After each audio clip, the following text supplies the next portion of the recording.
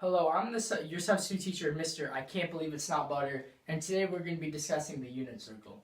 Now, I know because I'm a substitute teacher now, y'all think you can get a lot by me, but that is not the case at all. Unit circle is a circle with a radius of 1, and you use it to solve trig functions. Let's start with theta equaling 30 degrees.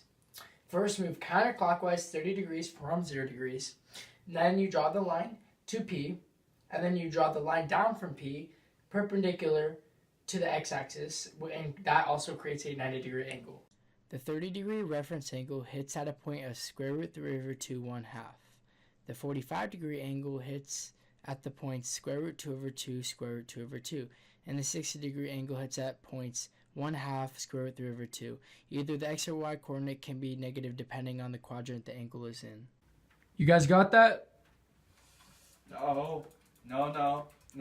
All for the sine of the triangle, all you have to do is look at the y value of the coordinate of the point that hits the circle. Now I know what you're thinking, how does that work? Sine is opposite over the hypotenuse, and the hypotenuse is always 1 in the unit circle, so it ends up being the y coordinate.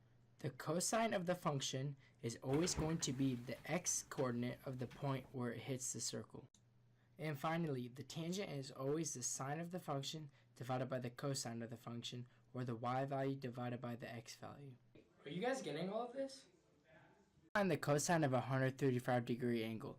First you draw the angle of rotation, then you draw your line to the point where it hits the circle, then you drop the line down to the x-axis.